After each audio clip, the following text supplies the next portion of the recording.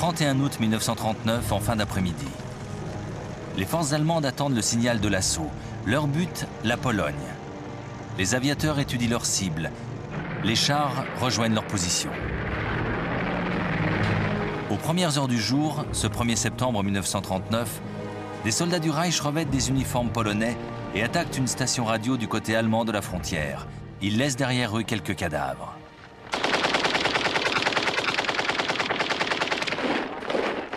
Pour Hitler, cette pseudo-agression justifie l'invasion de son voisin polonais.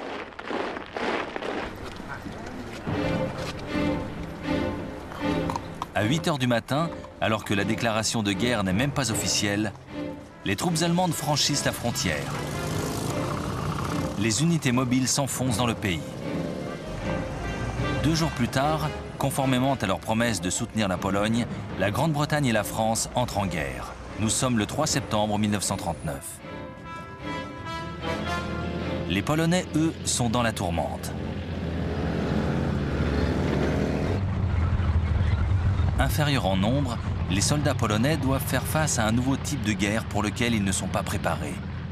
La Blitzkrieg, ou guerre éclair.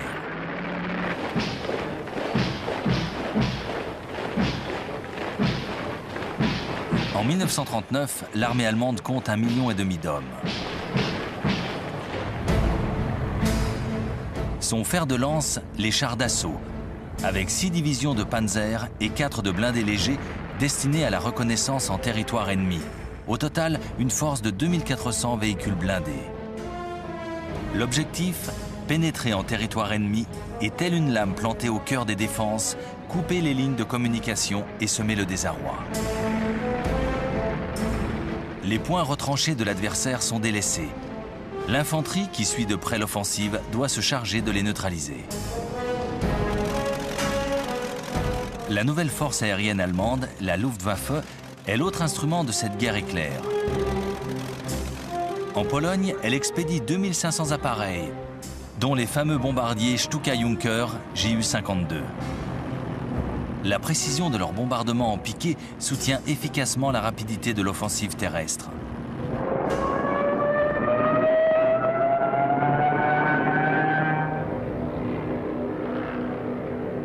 En face, les Polonais alignent 600 appareils. Au sol, l'infériorité numérique est aussi désespérante. L'armée polonaise n'a que 500 000 hommes. Elle ne possède que 800 tanks et compte encore sur ses 11 brigades de cavalerie. Des lances et des chevaux contre des canons et des chars d'assaut. Mais cette supériorité n'est pas le seul atout des stratèges allemands. Ils emploient leurs forces blindées dans des unités compactes. Les Polonais, eux, les dispersent pour soutenir l'infanterie.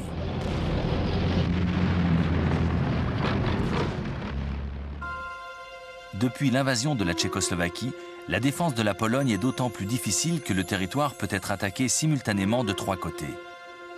La capitale, Varsovie, et tout l'ouest du pays sont à la merci de leur ennemi. Cet avantage géographique sert les plans des stratèges allemands. L'offensive massive des blindés doit faciliter la percée. Désormais, pour gagner, l'armée a l'obligation de prendre l'adversaire en tenaille, de l'entourer pour mieux le broyer. Pour réussir, le corps d'armée du général Fedor von Bock surgira du nord. Il lancera 2 offensives, une à partir du nord-est de l'Allemagne et la seconde depuis la Prusse orientale. Dans le même temps, au sud, le corps d'armée du général Gerd von Rundstedt ouvrira 2 fronts à partir de la Silésie et de la Slovaquie. Les crocs du prédateur se refermeront sur Varsovie et Brest-Litovsk.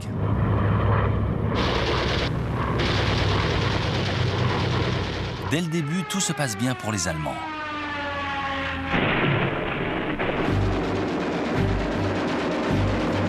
Avant la fin du 2e jour d'offensive, l'armée de l'air polonaise est clouée au sol.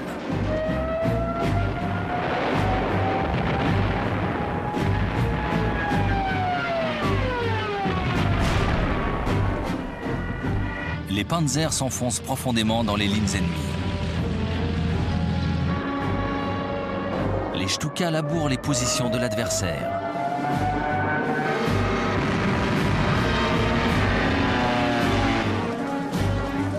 L'armée polonaise est démembrée, divisée en poches de résistance éparses. Les prisonniers sont nombreux. La légende veut que la cavalerie polonaise ait chargé les unités de Panzer. Acte héroïque et totalement inutile. L'armée polonaise est débordée par l'offensive éclair de son agresseur. Elle a été littéralement balayée. Le 8 septembre 1939, la tenaille se referme. Les troupes allemandes abordent les faubourgs de Varsovie. Le 17 septembre, c'est au tour de Brest-Litovsk d'être assiégé. Le même jour, les forces soviétiques, en vertu du pacte signé entre Staline et Hitler, franchissent la frontière orientale de la Pologne.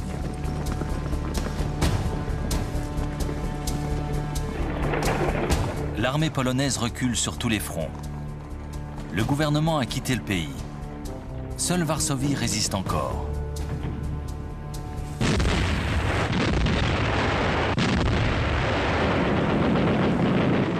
Ses défenseurs refusent d'abord de se rendre. Alors la machine de guerre allemande se déchaîne.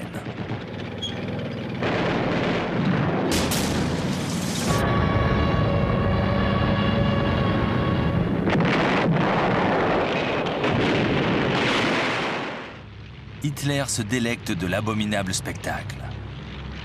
Quartier après quartier, il fait raser la ville qui défie son armée. Le 27 septembre, Varsovie exsangue se rend. Le jour suivant, Allemands et Soviétiques se partagent la dépouille. L'Union soviétique annexe la moitié est du pays. L'Allemagne s'empare de tout le reste. La Pologne a vécu. Le grand nettoyage commence. Les deux dictatures s'emploient à prévenir toute opposition. Les vagues de meurtres succèdent aux exécutions de masse. Pour la première fois, les Allemands appliquent le traitement qu'ils réservent aux peuples de l'Est de l'Europe. Tous ces gens qu'ils considèrent comme des êtres inférieurs. Des groupes spéciaux de SS, les Einsatzgruppen, se lancent à la chasse aux Juifs.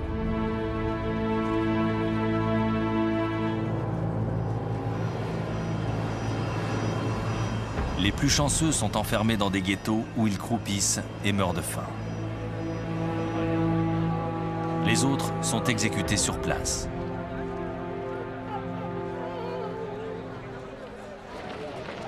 L'armée polonaise est anéantie. Pas tout à fait. 50 000 hommes ont réussi à s'échapper pour rejoindre la France. Un gouvernement provisoire dirigé par le général Władysław Sikorski les commande.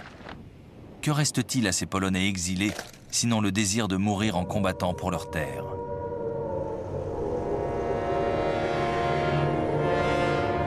Triste présage. À Londres, les sirènes d'alarme retentissent au moment même où le Premier ministre Neville Chamberlain annonce le début des hostilités. En fait, malgré leurs engagements envers leurs alliés, la France et la Grande-Bretagne ont fait bien peu pour préserver la souveraineté polonaise. Hitler a toujours la main, car depuis que la guerre est déclarée, les deux pays ne savent pas comment réagir. La mobilisation a commencé. En prévision des raids de la Luftwaffe, les bâtiments publics se couvrent de sacs de sable. Les batteries antiaériennes sont en position, des refuges sont construits. Les enfants sont évacués hors de Londres. Les habitants ne sortent plus sans leur masque à gaz. Un couvre-feu est instauré. L'armée britannique déploie dans le nord de la France les 100 000 hommes de son corps expéditionnaire. Pendant ce temps, les Français avancent doucement vers la frontière allemande. Mais les généraux refusent toujours de progresser en dehors des zones couvertes par l'appui de l'artillerie. L'initiative demeure résolument dans le camp d'Adolf Hitler. Le Führer sait ce qu'il doit faire pour vaincre, et il s'apprête à mettre son plan à exécution.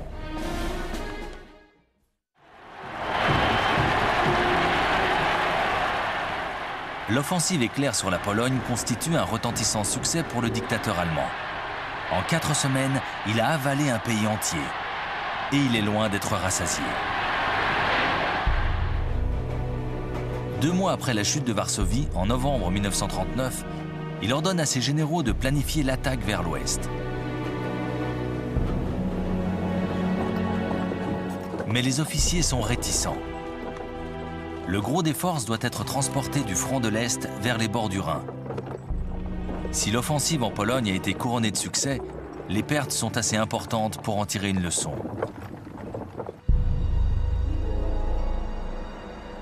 Les canons anti-chars polonais ont mis hors de combat l'équivalent d'une division de blindés légers.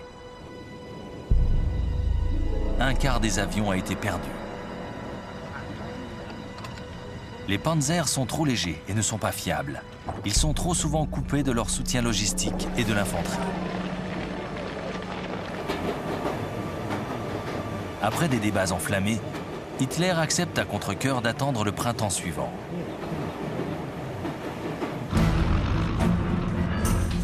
Ses ennemis ont également tiré quelques leçons des événements. Les Britanniques pensent que les bombardements constitueront la clé pour prendre l'ascendant durant ce conflit.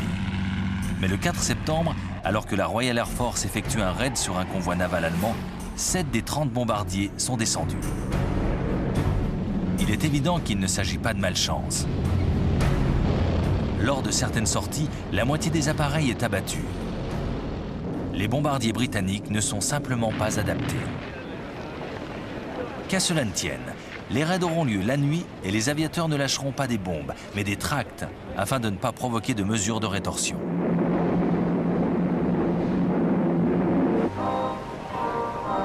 L'Europe s'installe dans ce qu'on appellera la drôle de guerre. Mais que l'on ne s'y trompe pas, la vraie guerre se poursuit sur la mer. En 1939, l'Allemagne hitlérienne est au milieu d'un ambitieux programme de modernisation de sa flotte. Le commandant en chef des forces sous-marines, l'amiral Karl Dönitz, prévoit de couper durablement les voies d'approvisionnement britanniques dans l'Atlantique. Pour arriver à ses fins, il a besoin de 300 sous-marins de haute mer, mais il n'en possède que 38. Malgré cela, Dönitz tient à ce que tous les U-boats prennent la mer le 3 septembre, premier jour de guerre contre le Royaume-Uni. Ce matin-là, le U-boat numéro 30 coule le paquebot britannique Athenia sans aucune sommation. Il croyait avoir affaire à un bateau de commerce armé. 112 passagers périssent dans le naufrage, dont 26 citoyens américains. Après cette attaque, la Royal Navy veut rendre coup pour coup. Elle compte 12 cuirassés. L'Allemagne n'en a aucun. Elle possède 5 porte-avions. L'Allemagne n'en a pas non plus. Profitant de cette supériorité, le commandement décide de bloquer totalement les ports allemands.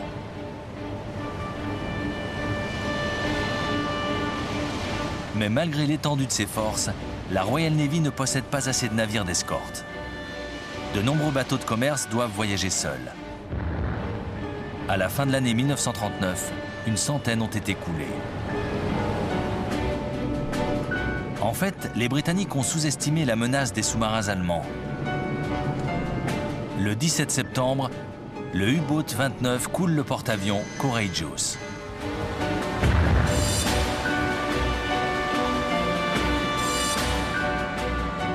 Le 14 octobre, le cuirassé Royal Oak est coulé par le U-boat 47. Le sous-marin a réussi à s'infiltrer au cœur même de la base navale de Scapa Flow au nord de l'Écosse. Il n'a pas été repéré. La flotte allemande, pourtant réduite à la portion congrue, se révèle aussi agressive et dangereuse que celle de son principal adversaire. En mer du Nord, les croiseurs Scharnhorst et Gneisenau interceptent un convoi le 22 novembre.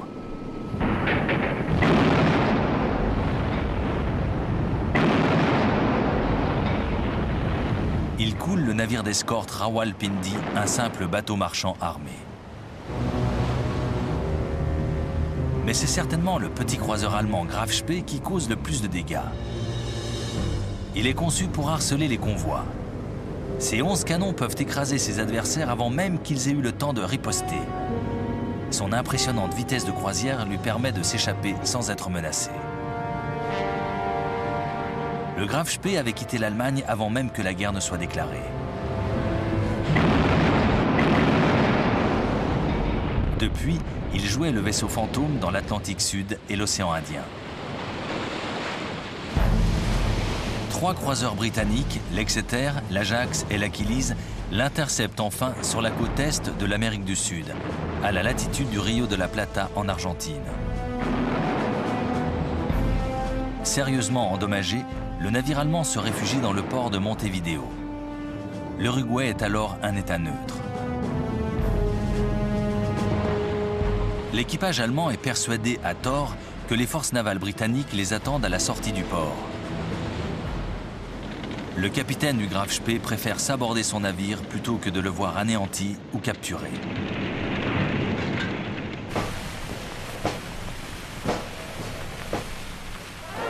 À leur retour, les marins anglais sont accueillis en héros. Mais cette petite victoire est sans nul doute le seul succès enregistré par l'Alliance franco-britannique durant l'hiver 1939. Une autre réussite est pourtant à mettre au crédit des techniciens anglais. Et cette découverte s'avérera vitale par la suite.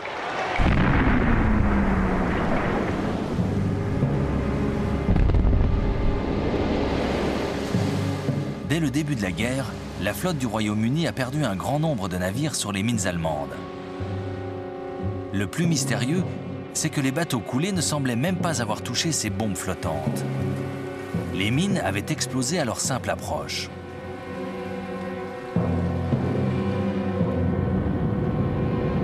Mais dans la nuit du 22 novembre 1939, un avion allemand est surpris alors qu'il largue une mine dans l'estuaire de la Tamise. Préalablement désarmé, l'engin explosif est ramené sur la berge. Les ingénieurs militaires brisent son secret. Il est programmé pour se déclencher dès qu'ils détectent la signature magnétique des navires. Les ingénieurs parviennent à effacer l'empreinte magnétique des bateaux en faisant passer un courant électrique dans un câble de cuivre posé à même le pont.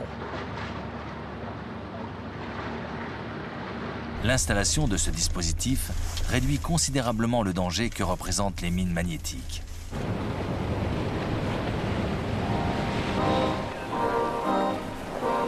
Mais alors que commence l'année 1940, la guerre s'est installée dans un petit train-train. Des deux côtés, on patrouille, on s'entraîne et l'on tente de se réchauffer car cet hiver est particulièrement froid. Que réserve cette longue attente? Cette guerre n'a de drôle que le nom. De l'autre côté du Rhin, on se prépare.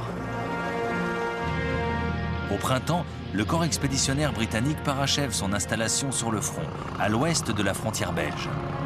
Ce ne sont plus 4, mais 10 divisions qui ont rejoint le dispositif de défense.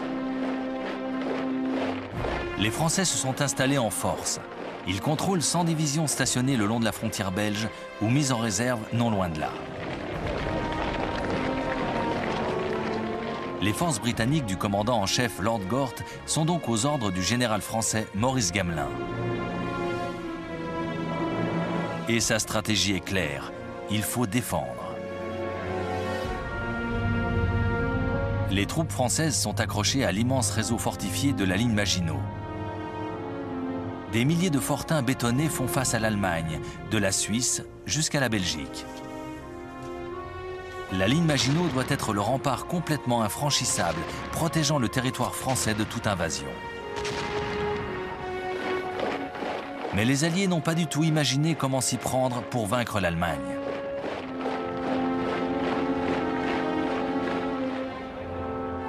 Ils se contentent de regrouper leurs forces dans une nouvelle version de la Première Guerre mondiale. Ils comptent bloquer l'offensive allemande dès les premiers jours et s'enterrer pour faire face à tous les assauts jusqu'à ce que l'assaillant s'épuise. La partie d'échec est bien mal engagée. Aucun chef d'état-major ne semble considérer que les Allemands ont une autre stratégie en tête. Aucun ne prévoit que le coup suivant du Führer après l'invasion polonaise ne se jouera pas en France, mais en Scandinavie.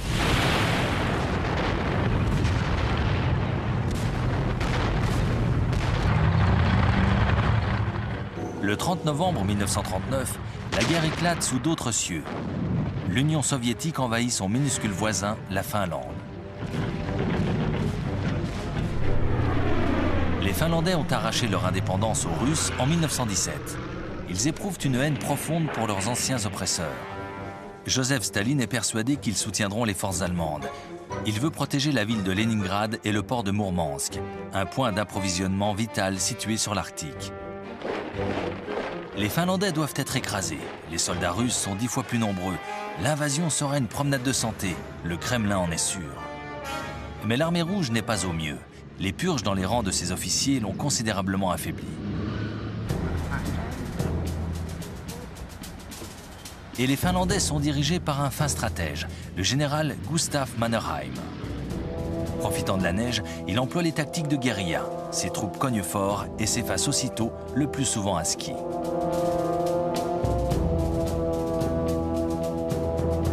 En France et en Angleterre, la résistance courageuse des Finlandais frappe les esprits.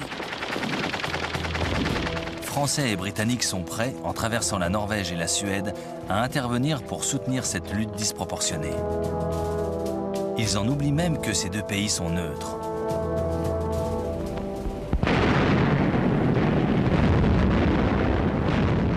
Mais au début du mois de février, une offensive soviétique brise les défenses finlandaises. Un mois plus tard, la Finlande tombe sous les coups de son agresseur. Staline a gagné.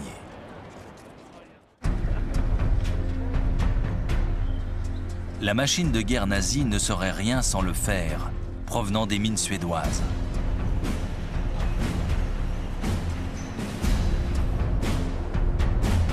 Durant l'hiver, les convois qui transportent le minerai vers l'Allemagne passent tous par le petit port norvégien de Narvik.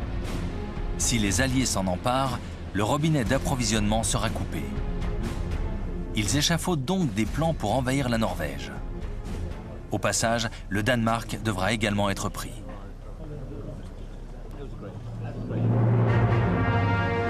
Le 16 février 1940, les Alliés passent à l'offensive.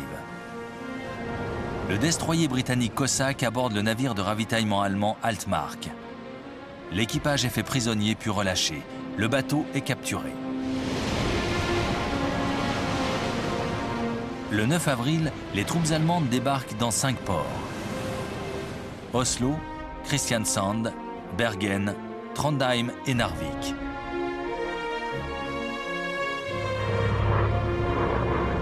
Au même moment, ils larguent pour la première fois dans l'histoire militaire des troupes aéroportées pour enlever les aéroports de Stavanger et Oslo. Pris par surprise, les défenseurs norvégiens sont vite débordés et battus. Tout comme leurs voisins danois. Les forces nazies occupent leur pays en moins de 24 heures. En Norvège, les différentes unités de débarquement s'empressent d'effectuer la jonction pour faire tomber les grandes villes. La Luftwaffe a la maîtrise totale des airs. Les Alliés réagissent enfin. Un corps expéditionnaire est chargé de reprendre Narvik. Le 28 mai, Français et Norvégiens battent les Allemands à leur propre jeu. Ce sera la seule victoire française de l'année 1940. Mais début juin, les Alliés sont obligés de se replier. Ils réembarquent, direction l'Angleterre.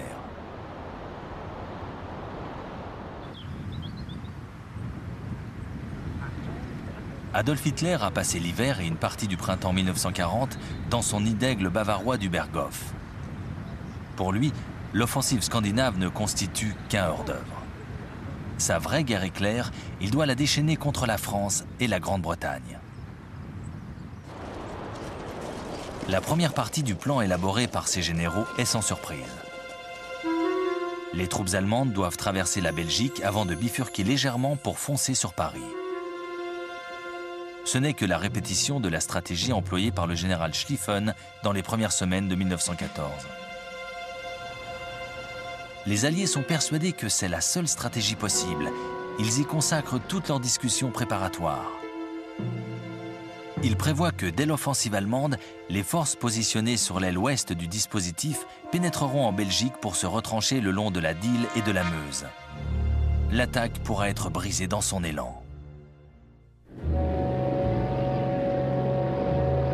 Le 10 janvier, un événement vient conforter le bien-fondé de leur stratégie. Un avion de reconnaissance allemand s'écrase en Belgique, avec à son bord une copie du plan d'invasion. Les Alliés n'ont plus qu'un seul objectif, atteindre la Dyle et la Meuse, d'où ils pourront se défendre plus facilement. Entre-temps, l'état-major allemand a entièrement modifié ses plans. Le général Erich von Manstein a dénoncé le manque d'originalité de la première tactique. Il ne veut ni rejouer le scénario de la Première Guerre mondiale, ni voir son pays s'éreinter dans une longue et meurtrière guerre des tranchées. Il propose donc à Hitler de concentrer les forces de l'offensive allemande sur l'articulation entre la fin de la ligne Maginot et le début de l'aile ouest du dispositif allié. C'est là, au cœur de la défense, que se trouve le point vulnérable. Normalement, les régiments de Panzer ne rencontreront qu'une faible résistance dans cette zone du sud-est de la Belgique. Les Alliés sont persuadés que les chars d'assaut ne peuvent pas traverser la forêt des Ardennes. La région est donc faiblement défendue. Le plan est simple. Pénétrer profondément dans le dispositif de défense franco-britannique, couper l'aile ouest de tout soutien en l'enveloppant, cerner la ligne Maginot plutôt que de prendre le risque de s'y enferrer. La tactique est très osée. Les chars d'assaut prennent le risque de s'embourber dans les Ardennes, mais Hitler trouve le plan audacieux, il l'accepte. Les troupes allemandes sont donc redéployées au nez et à la barbe des Alliés. Français et Anglais se préparent à une longue guerre de défense. Ils sont confiants. La ligne Maginot est infranchissable. Ils possèdent même la supériorité numérique avec 110 divisions contre 95 pour l'armée allemande. Ils alignent plus de blindés avec 3000 véhicules contre 2700 pour la Wehrmacht. Les Français possèdent même les meilleurs tanks, les chars B1 de 32 tonnes, armés de 2 canons de 75 et 47 mm. Leur seule faiblesse, une pièce d'artillerie principale intégrée à la carrosserie. Elle est très difficile à charger. L'autre canon est monté dans la tourelle. Le chef de char doit donc l'utiliser tout en contrôlant la bonne marche du blindé.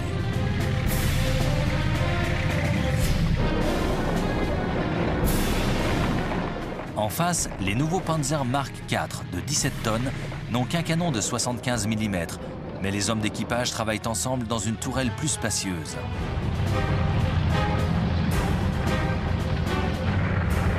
L'armée allemande n'en possède qu'une centaine d'exemplaires. La véritable supériorité allemande est visible dans les airs. La Luftwaffe possède 2000 bombardiers contre seulement 800 pour les Alliés.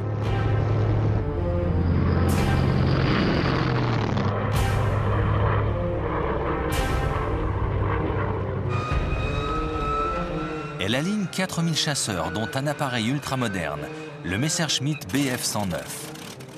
En face, 2500 vieux avions qui seront vite dépassés. Bien sûr, la Royal Air Force possède 800 Spitfire et Hurricane, d'excellents avions de chasse qu'elle réserve à la protection aérienne de son propre territoire. La différence principale entre les deux armées se situe sans doute dans leur philosophie. Les Allemands concentrent toutes leurs forces pour frapper comme l'éclair. Tous leurs blindés sont regroupés. Ils forment 10 divisions autonomes.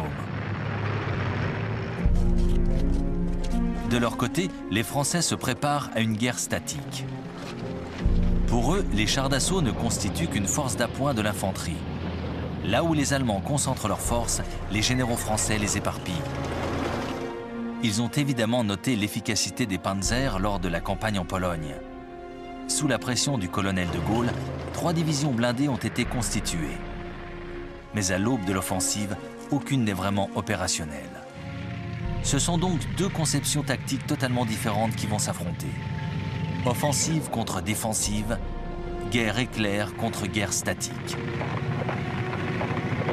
En quelques semaines, durant cet été 1940, le monde saura quel état-major avait choisi la meilleure option militaire pour l'emporter. Le 10 mai 1940, Winston Churchill devient Premier ministre de la Grande-Bretagne. Il ne peut choisir de plus mauvais moment. C'est le jour retenu par Adolf Hitler pour lancer sa Blitzkrieg, sa guerre éclair. Une division entière de parachutistes est larguée en Hollande, où les Allemands s'emparent des ponts et des terrains d'aviation. Dans le même temps, en Belgique, des planeurs déposent une unité de parachutistes au sommet du fort d'Eban-Emael, réputé imprenable. L'assaut est un succès sans précédent. Les batteries d'artillerie sont rapidement réduites au silence. Au même moment, la Luftwaffe attaque les bases aériennes belges et hollandaises. Les frontières sont franchies sans entrave. Et le groupe B de l'armée allemande, commandé par le général Fedor von Bock, s'enfonce au cœur des Pays-Bas et de la Belgique. Comme prévu, les troupes françaises et britanniques stationnées le long de la frontière sud de la Belgique font mouvement vers les bords de la Dyle et de la Meuse. Elles tombent dans le piège tendu par Hitler. Aucun stratège allié n'a remarqué le mouvement du groupe A de l'armée allemande. Plusieurs divisions blindées, après avoir balayé les forces belges, sont en train de foncer à travers les forêts et les collines des Ardennes, direction le sud.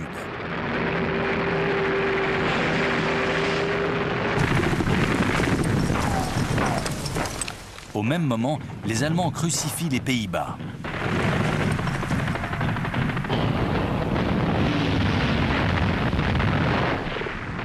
L'armée hollandaise n'avait aucune chance face à la machine de guerre nazie. Maîtres des cieux, les pilotes allemands soumettent le pays à un flot incessant de bombardements. Le 14 mai, les Allemands réclament la reddition du port de Rotterdam. Les Hollandais hésitent. Grosse erreur, des bombardiers viennent de décoller. Finalement, la ville se rend. Il est trop tard. Les appareils allemands larguent leurs bombes.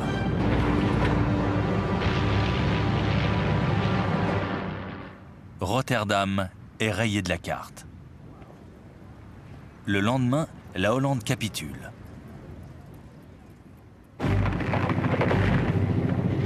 Mais le pire est à venir. Ce que Français et Anglais pensaient impossible à réaliser est en train de se produire. Les Panzers achèvent leur course dans les Ardennes. Ils franchissent la Meuse le 12 mai dans l'après-midi. La 19e Panzer-Division du général Heinz Guderian, forte de ses succès en Pologne, atteint Sedan parmi les premières troupes de l'offensive.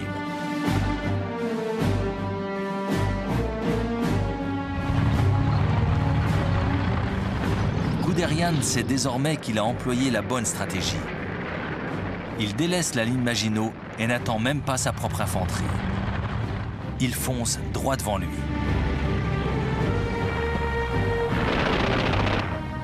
Le jour suivant, les troupes d'assaut franchissent la Meuse.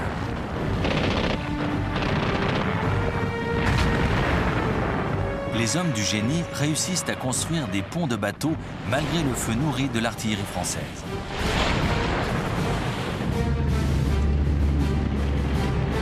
Le 14 mai, les Panzers débutent leur traversée. Cet après-midi-là, l'offensive s'enfonce de 12 km en territoire ennemi. D'autres unités ont franchi la Meuse à Montherme et à Dinant. Les troupes françaises, clouées sur la ligne Maginot, sont dépassées par les événements. Les bombardiers alliés font des sorties désespérées pour tenter de détruire les ponts.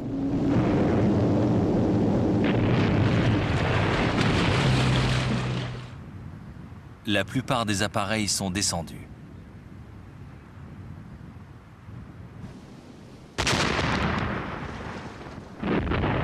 L'artillerie allemande écrase les défenses françaises. Les Stuka et leurs sirènes d'attaque sèment la panique.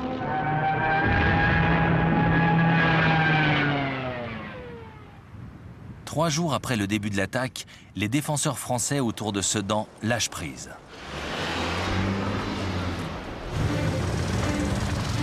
Les chars de Guderian débutent leur course vers l'ouest. Au crépuscule, ils ont progressé de 60 km sur l'arrière des troupes alliées. Français et Anglais sont restés accrochés à leur position sur la Dyle. Mais le commandant suprême allié, le général Gamelin, réalise enfin que ses troupes vont être encerclées. Il leur ordonne de revenir sur leurs pas. Les troupes appréhendent cette soudaine décision de repli. Que s'est-il passé dans leur dos? Quelles forces vont-ils affronter? Sur les routes, leur progression est considérablement ralentie par un flot incessant de réfugiés désemparés. Le Premier ministre français, Paul Reynaud, téléphone à son homologue britannique. Il lui résume la situation en ces termes. « Nous sommes vaincus. Nous avons perdu la bataille. » Mais malgré l'efficacité incontestable de leur stratégie, les Allemands demeurent vulnérables. En se précipitant vers l'ouest, ils empruntent un long couloir de quelques kilomètres de large seulement. Les Alliés peuvent contre-attaquer. L'approvisionnement et le soutien des blindés composant l'offensive dépend entièrement des convois de chevaux ou de troupes à pied. Or, l'écart entre les panzers et l'infanterie se creuse d'heure en heure. Le 17 mai, l'un des officiers de l'une des toutes nouvelles divisions blindées françaises riposte. Par deux fois, le colonel de Gaulle lance ses chars à l'assaut de la ligne allemande, près de Crécy-sur-Serre. C'est la contre-offensive de la dernière chance. Mais l'état-major français n'a jamais prévu des attaques d'une telle ampleur. Chaque unité est éparpillée sur le champ de bataille. Leur coordination est impossible.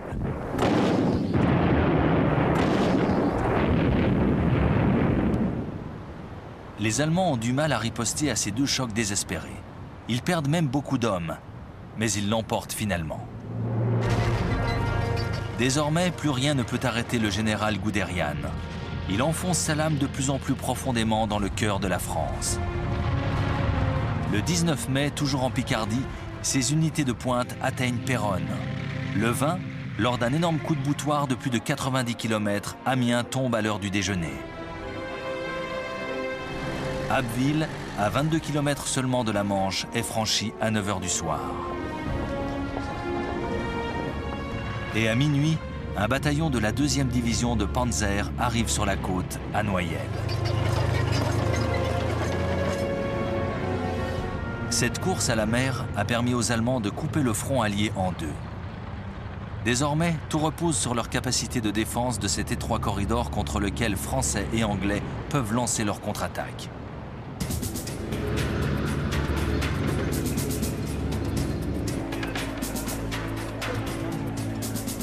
Le 21 mai, 2 bataillons blindés britanniques s'élancent sur les positions allemandes au sud d'Arras.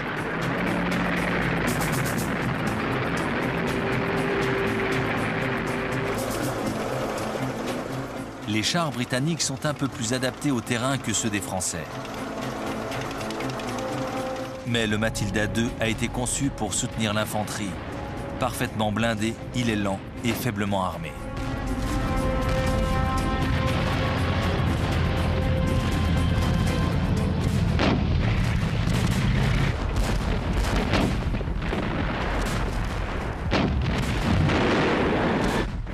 Pourtant, les Allemands ont du mal à repousser cette attaque.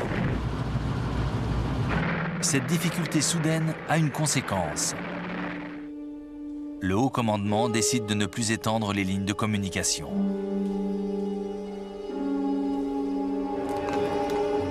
Les opérations de Guderian sont ajournées. La progression des panzers vers le sud est stoppée tant que l'infanterie ne les aura pas rejoints. Désormais, la priorité est d'éliminer le corps expéditionnaire franco-britannique. Il faut l'encercler, le harceler, l'écraser définitivement. Le 22 mai, les panzers de Guderian s'élancent pour l'achever. Les troupes alliées se sont maintenant repliées sur Boulogne, Calais et Dunkerque. Elles y sont piégées. Le 23 mai, le général Alan Brooke, commandant en chef du 2e corps d'armée anglais, déclare « Seul un miracle pourrait sauver les forces de notre corps expéditionnaire ». 2 jours plus tard, les Allemands entrent dans Boulogne.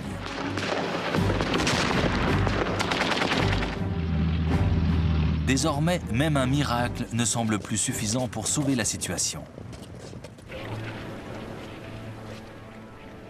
Le 25 mai 1940, la position des forces alliées est désespérée.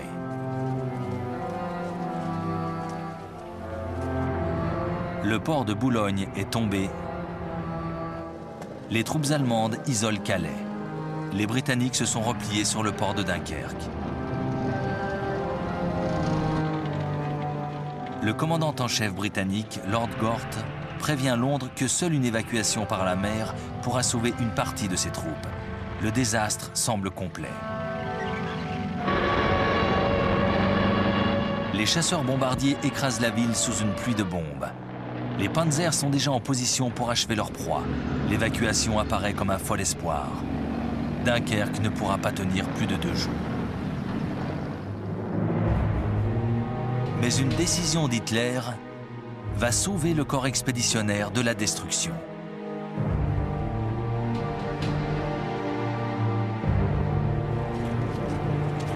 Le haut commandement allemand est conscient de l'état des machines et des équipages des panzers. Hommes et matériels sont exténués. Les attaques tentées par les unités blindées de Gaulle ou les chars britanniques ont certes échoué, mais elles ont montré la fragilité des lignes de communication et de ravitaillement nazis. C'est le point faible de cette campagne éclair. Le haut commandement prend donc la décision de stopper une fois de plus l'avancée des divisions de panzer. La curée aura lieu lorsque l'infanterie les aura rejointes. La poche de résistance de Dunkerque sera écrasée comme une vulgaire baudruche, c'est sûr. Cet ordre va tout changer. Pendant 2 jours, les panzers sont au repos. Les Britanniques ont juste assez de temps pour préparer l'évacuation. 2 misérables jours pour sauver des centaines de milliers de soldats. D'autres se battent encore. À Calais, la garnison franco-britannique refuse de se rendre.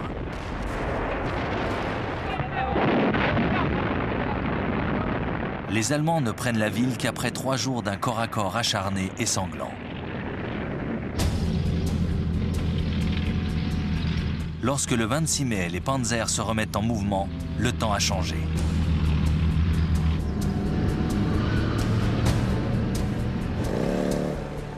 Les Allemands sont embourbés sous des trompes d'eau. Une fois de plus, les Alliés ont un léger répit.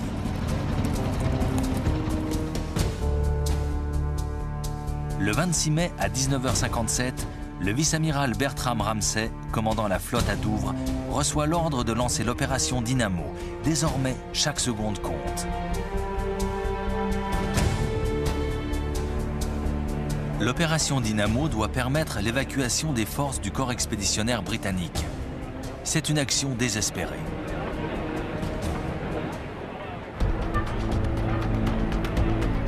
Le lendemain, une flotte disparate traverse la Manche. Il y a là des destroyers, des péniches et des ferries.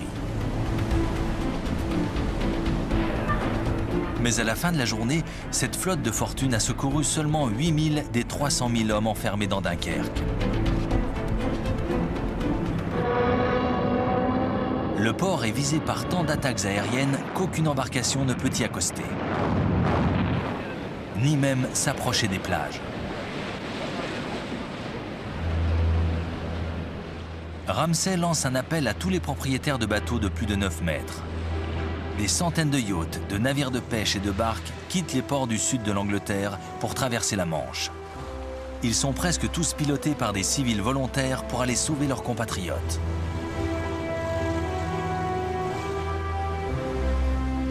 Pendant toute la semaine suivante, ces petits bateaux font la navette entre les plages de Dunkerque et les transporteurs de troupes qui attendent au large.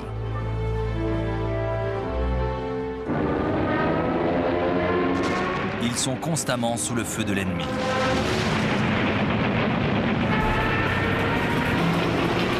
La RAF lance tous ses appareils dans la bataille afin de contrer les bombardements de la Luftwaffe.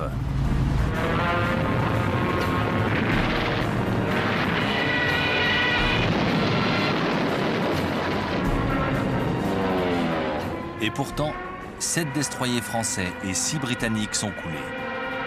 24 navires de guerre plus petits les rejoignent au fond de la Manche. Un quart des 655 embarcations privées ne reviendra jamais. Mais lorsque l'opération Dynamo s'achève le 4 juin, 300 000 hommes, dont 120 000 Français, ont été évacués du piège de Dunkerque.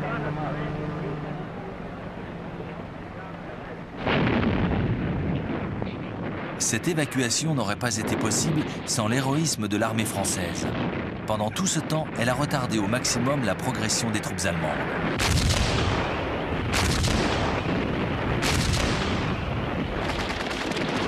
L'arrière-garde française ne quitte ses positions autour de Dunkerque qu'après le départ du dernier bateau.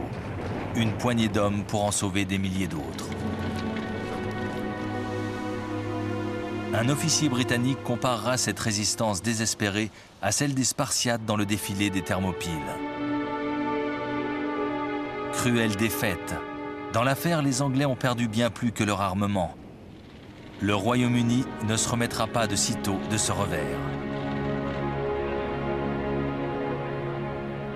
La France doit continuer le combat, amputée de la moitié de son armée.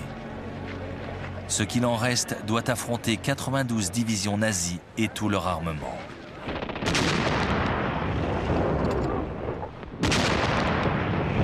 À 4 heures du matin, le 5 juin 1940, un bref pilonnage d'artillerie sonne le glas des espérances françaises. Les troupes d'assaut franchissent la Somme et l'Aisne. La résistance française est acharnée et les Allemands sont à 2 doigts de perdre leur tête de pont. Mais une fois de plus, la Luftwaffe entre dans la danse. Elle écrase toute résistance. Les panzers suivent le mouvement et poussent l'offensive vers le sud. Le flot des prisonniers ne cesse de grossir. Le 9 juin, les blindés traversent la Seine et cette fois, l'infanterie est juste derrière eux. Une fois le fleuve franchi, les troupes allemandes se déversent dans tout le pays. Le 14 juin, un détachement défile sur les Champs-Élysées. La croix gammée flotte au sommet de la Tour Eiffel.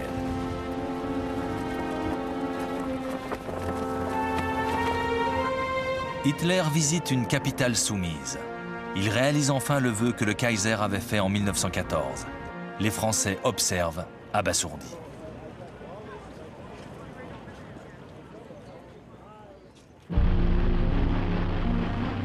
Après Dunkerque, Winston Churchill était venu 5 fois en France pour tenter de soutenir le moral des derniers combattants français.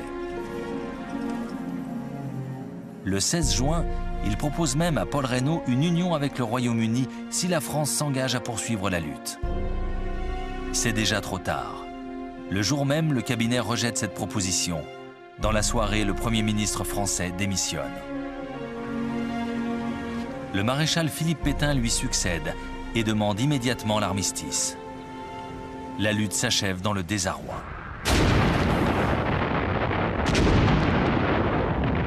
Avant d'accepter la reddition, les Allemands réduisent au silence la ligne Maginot, demeurée isolée sur le front de l'Est.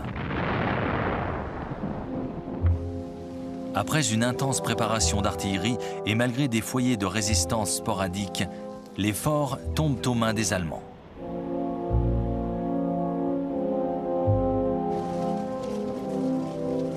Le 21 juin, Hitler arrive à Compiègne. Dans la forêt l'attend le wagon dans lequel a été signé l'armistice de 1918, un lieu symbolique. Lorsque la délégation française se présente, Hitler lui soumet ses conditions et l'abandonne. Les représentants français doivent consulter leur gouvernement. Mais le lendemain, ils apprennent que les panzers vont se remettre en ordre de bataille. Ils n'ont donc pas le choix. Ils signent. L'humiliation de la France est totale.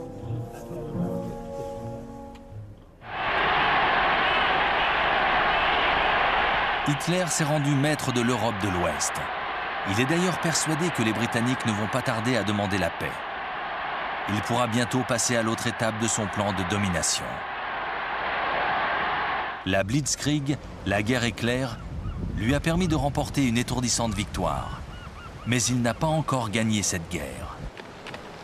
De l'autre côté de la Manche, le Royaume-Uni, certes meurtri, n'a pas l'intention de se rendre.